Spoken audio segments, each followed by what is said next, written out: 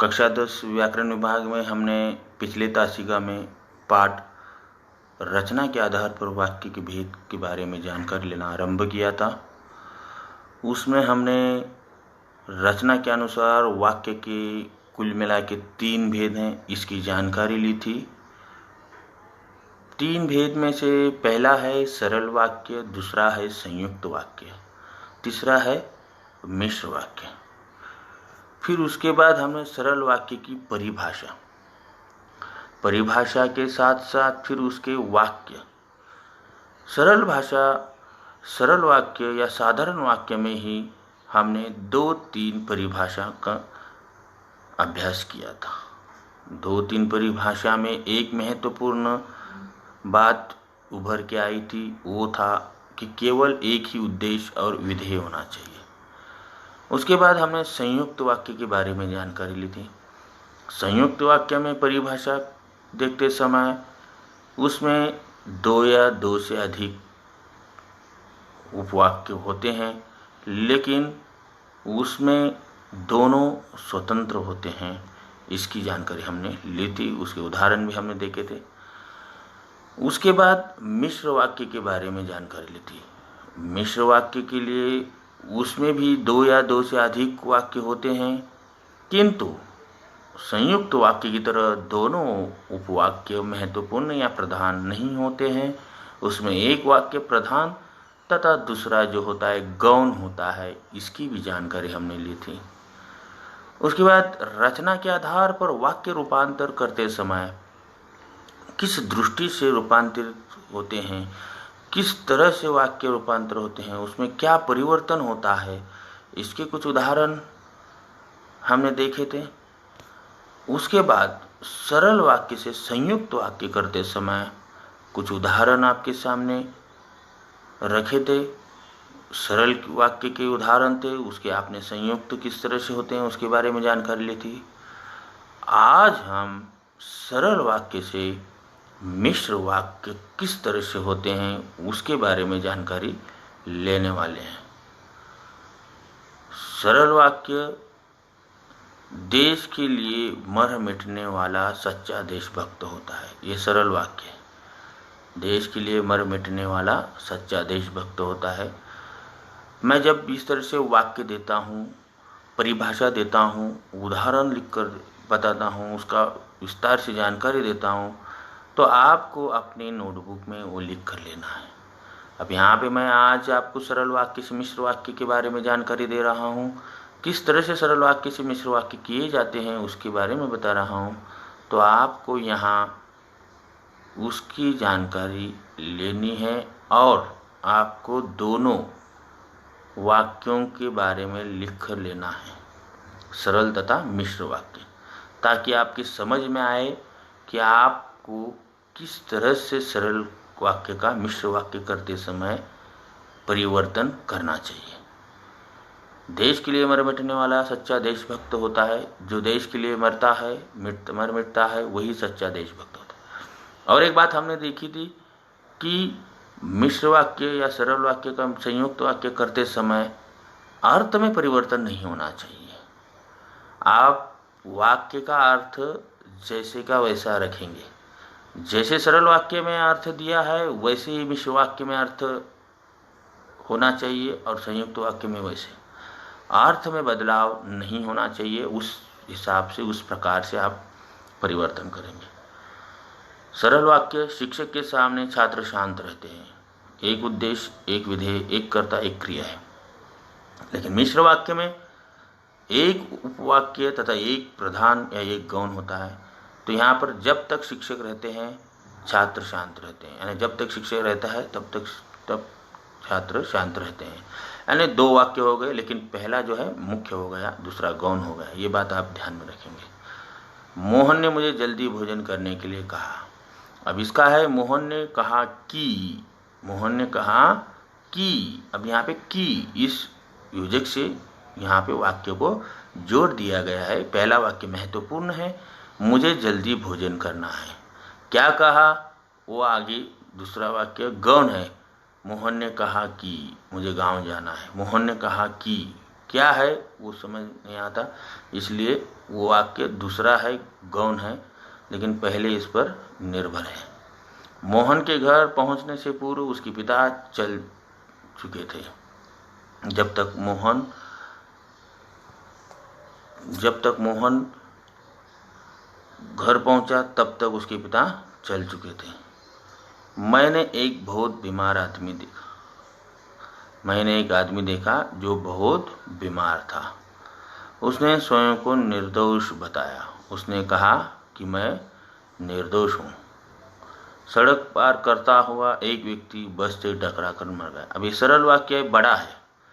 मैंने ये भी बताया था आपको कि कर्ता, क्रिया या उद्देश्य, विधेय एक होगा, लेकिन कभी कभार वाक्य सरल होते हुए भी बहुत बड़ा इस तरह से वाक्य हो सकता है। फिर भी उसमें हमें क्या करना है कि उसका मिश्र वाक्य करते समय 2 वाक्य, एक मुख्य एक गौण जो है करना है। एक व्यक्ति जो सड़क पार कर रहा था, वाक्य समाप्त हुआ, मुख्य है, लेकिन क्या हुआ, बस से टकरा कर मर गया। अब यहाँ पे अल्पविराम के माध्यम से उन्होंने मिश्र वाक्य किया। इस तरह से भी हो सकता है, ये भी बात आप ध्यान में रखेंगे।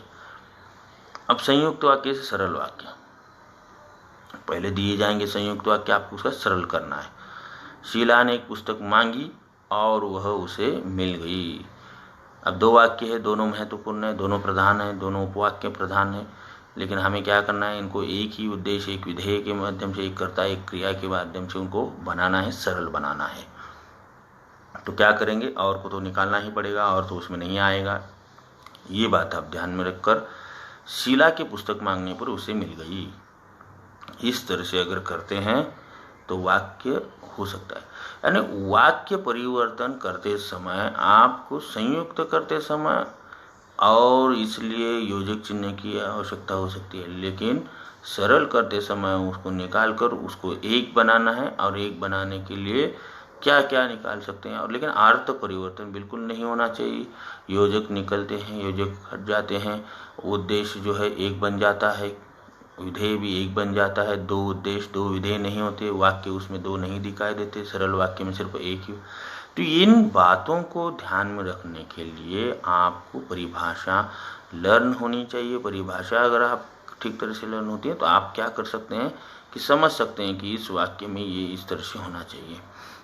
वाक्य में एक आध शब्द बढ़ भी सकता है, एक आध शब्द कम भी हो सकता है, लेकिन उस शब्द का इस अर्थ के अनुसार होना चाहिए। वो जो शब्द आप लेंगे, कम करेंगे, बढ़, तो वह वहाँ पे क्या होना चाहिए। जैसे आप देखो, शीला की पुस्तक मांगी, फिर यहाँ पे क्या है, मांगने पर, है ना। अब दिखाई दे रहा है, मांगने पर, यानी मांगे या मांगने पर, अर्थ तो एक ही है, अर्थ परिवर्तन नहीं होना चाहिए। शब्दों को आप इस तरह से तोड़ मरोड़ सकते हैं, लेकिन अर्थ परिवर्तन बिल्कुल भी नहीं होना चाहिए। इस बात को आपको बार बार मैं बता रहा हूँ कि ध्यान में रखना है। संयुक्त वाक्य वह नहीं आया क्योंकि बीमार है, वह बीमार के कारण नहीं आया।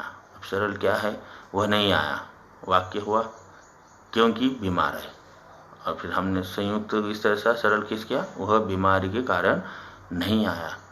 मुझे उसने देखा और वह खिसक गया, मुझे देखकर वह खिसक गया, बिल्कुल इजी। इस तरह से ये वाक्य आपको आ सकते हैं, लेकिन जब बड़े वाक्य होते हैं, कुछ ज़्यादा शब्दों का इस्तेमाल करके वाक्य बनाए जाते हैं, तो आपको लगता है कि अब ये वाक्य भी ऐसे लग रहा है जैसे है वैसे लिखना है, लेकिन नहीं, उसमें अर्थ परिवर्तन हो सकता है। इसलिए ध्यान देना है। रात के 12 बजे और मैंने पढ़ना बंद कर दिया, रात के 12 बजे मैंने पढ़ना बंद कर दिया, और जोड़ दिया यहाँ पे और नहीं है। मुझे वहाँ बहुत जाना था, इसलिए सवेरे उठना पड़ा, मुझे जहाँ जाने के लिए सवेरे उठना पड़ा। वो आया और चला गया, वो आकर चला गया। कितना आसान है। हम वाक्य का जितना प्रैक्टिस करेंगे, अभ्यास करेंगे, उतना आपको सरल आसान लगेगा। अगर आप नहीं पढ़ाई करेंगे, नहीं ध्यान देंगे, आप वाक्य समझ नहीं पाएंगे, तो आपको वाक्य कठिन लगेंगे। राम पुस्तक पढ़ता है और अखबार भी पढ़ता है, राम पुस्तक और अखबार भी पढ़ता है। संयुक्त वाक्य से सरल किया, आप संयुक्त वाक्य से मिश्र करते समय किस तरह से होता है, वाक्य अलग होंगे। वह तेज दौड़ता है तो गाड़ी मिल जाती, यदि वह तेज दौड़ता तो गाड़ी मिल जाती, वह तेज दौड़ता तो गाड़ी मिल जाती, वह तेज दौड़ता तो गाड़ी मिल जाती। तेज दौड़ने पर गाड़ी मिल जाती। अब सरल करना होता तो तेज दौड़ने पर गाड़ी मिल जाती। अब कितना आसान है कि हम तीनों वाक्य कर सकते हैं, ये भी आपको ध्यान में रखना है। मेरी गाय काली है और खेत में चर रही है। मेरी जो काली गाय है वो खेत में चर रही है। काली गाय खेत में चर रही है। मेरी काली गाय खेत में चर रही है। इस तरह से मेरी काली गाय खेत में चर रही है, सरल वाक्य है। यानी आपको सरल भी करने आना चाहिए, संयुक्त भी आना चाहिए और उसी वाक्य का मिश्र भी करना है। एक वाक्य को आप दोनों इसमें कर सकते हैं। सरल दिया तो संयुक्त मिश्र कर सकते हैं, मिश्र दिया तो सरल संयुक्त कर सकते हैं। और इतना आप प्रैक्टिस करोगे तो आपको रचना के आधार पर वाक्य के भेद करते समय बिल्कुल भी कठिनाइयाँ नहीं आएंगी। आसान तरीके से आप उसके अंक ले सकोगे। सभा समाप्त हुई और सब लोग चले गए। जब सभा समाप्त हुई तो सब लोग चले गए। तोता पिंजरे में है, दाल खा रहा है। जो तोता पिंजरे में है वह दाल खा रहा है। यानी कितना आसान है। मोहन ने हरी मिर्च खा ली और हिचकियाँ आने लगी। जब मोहन ने हरी मिर्च खा ली तब उसे हिचकियाँ आने लगी। अब यहाँ पे संयुक्त करते समय और मिश्र करते समय जब तब का प्रयोग किया है। वह लड़का गाँव गया और बीमार हो गया। जो लड़का गाँव गया है वह बीमार हो गया। शेर दिखाई दिया और सब लोग डर गए। जैसे ही शेर दिखाई दिया सब लोग डर गए। तो इस तरह से मिश्र वाक्य का सरल वाक्य करते समय भी किस तरह से किया है ये भी आप ध्यान में रखिए कि यद्यपि वो मंत्री बन गया फिर भी उसका व्यवहार पूर्ववत है। मंत्री बनने पर उसका व्यवहार पूर्ववत है। कितना बड़ा वाक्य था, छोटा कर दिया, सरल कर दिया। चूंकि सुषमा बीमार है इसलिए वह स्कूल नहीं आई है। सुषमा बीमार होने के कारण स्कूल नहीं आई है। जो व्यक्ति परिश्रम होते हैं वे अच्छे लगते हैं। परिश्रमी व्यक्ति अच्छे लगते हैं। यानी जो है वो इस तरह से उसको हटा दिया। जो व्यक्ति परिश्रम होता है उसके लिए कुछ भी दुर्लभ नहीं, परिश्रमी व्यक्ति के लिए कुछ भी दुर्लभ नहीं है। यह वही भारत देश है जो सोने की चिड़िया कहलाता था। सोने की चिड़िया कहलाने वाला यह वही भारत देश है। इस तरह से संयुक्त वाक्य मिश्र वाक्य का सरल कर दिया। अब मिश्र वाक्य का संयुक्त करना है। तो जब मैं वहाँ गया उसने मेरा सत्कार किया। मैं वहाँ गया और उसने मेरा सत्कार किया।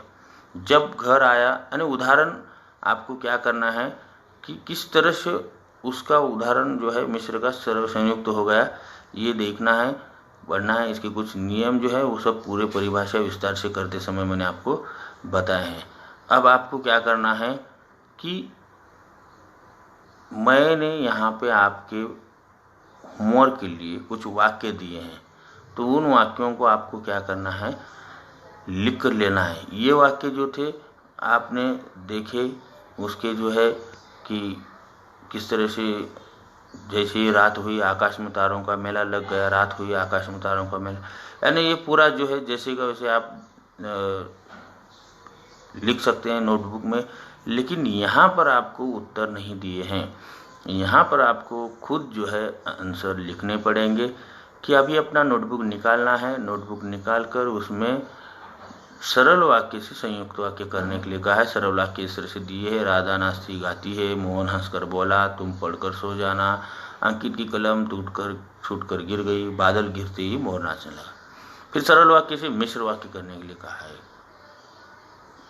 वही वाक्य है और आपको क्या कहा है कि मिश्र वाक्य करना है और मिश्र वाक्य से संयुक्त वाक्य करने हैं। तो इस कुल मिला के 15 वाक्य आपके सामने दिए हैं।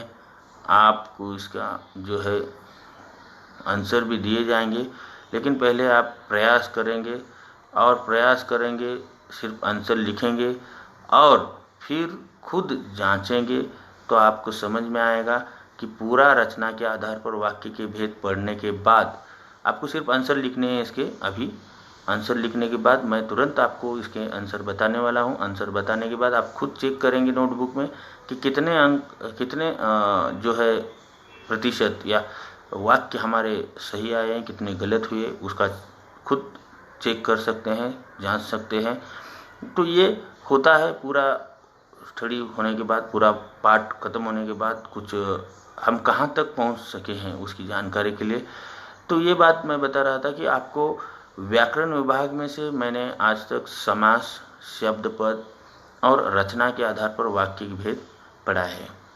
तो अब हम अगली तासिका में व्याकरण विभाग को थोड़ा रुकते हैं और पाठ्य पुस्तक की ओर, यानी पाठ्य पुस्तक के पाठ या पद्य गद्य जो भी होगा उसके बारे में हम आरंभ करने वाले हैं। तो ये अभी वाक्य के जो है प्रश्न पत्र की उत्तरमाला आपके सामने रख रहा हूँ ताकि आपने लिखा होगा पूरे आंसर। तो पहले का आंसर देखिए, राता नाचती है और गाती है संयुक्त वाक्य इस तरह से हो गया। मोहन हंसा और बोला, यानी छोटे छोटे वाक्य दिए थे ताकि आप झट से उसके आंसर लिख सकोगे। और प्रश्न पत्र 2 भी आपको 5 अंकों का दिया था, प्रश्न पत्र 3 5 अंकों का दिया था, 5 5 5 कुल मिला के 15 वाक्य की। एक परीक्षा में आपको इस तरह से होता है कि दिए गए वाक्य का संयुक्त वाक्य कीजिए, दिए गए वाक्य निर्देशानुसार वाक्य परिवर्तन कीजिए। वाक्य देते हैं और इन ब्रैकेट कोष्टक में संयुक्त वाक्य कीजिए, सरल वाक्य कीजिए या मिश्र वाक्य कीजिए, इस तरह से दिया जाता है। ये आपके सामने जो उत्तरमाला रखी है आपकी नोटबुक में, आपके उत्तर और ये उत्तर को मिलाना है, जांचना है, देखना है कि 15 में से आपके कितने सही और कितने गलत हैं। तो इस तरह से प्रश्न पत्र में प्रश्न किस तरह से पूछे जाते हैं, उसके आंसर किस तरह से अपेक्षित होते हैं, ये भी मैंने आपको बताया है। बाद में जब टेस्ट होगा, टेस्ट में भी इस तरह से सवाल होंगे, सवाल के आपको जवाब देने होंगे, वाक्य पहचानना होगा कि सही वाक्य कौन सा है, गलत वाक्य कौन सा है, या परिभाषा जो भी है। लेकिन परीक्षा में भी अगर पूछते हैं तो आपको उसके सरल का संयुक्त मिश्र करना आना अनिवार्य है, आना चाहिए। संयुक्त का मिश्र सरल करना आना चाहिए। ये जो है रचना के आधार पर वाक्य के भेद, शब्द पद और समास, व्याकरण विभाग को हमने यहाँ पे जानकारी ली है। अगली तासिका में हम पाठ गद्य या पद्य स्पर्श भाग 2 पाठ्य पुस्तक के बारे में जानकारी लेंगे। तब तक के लिए धन्यवाद।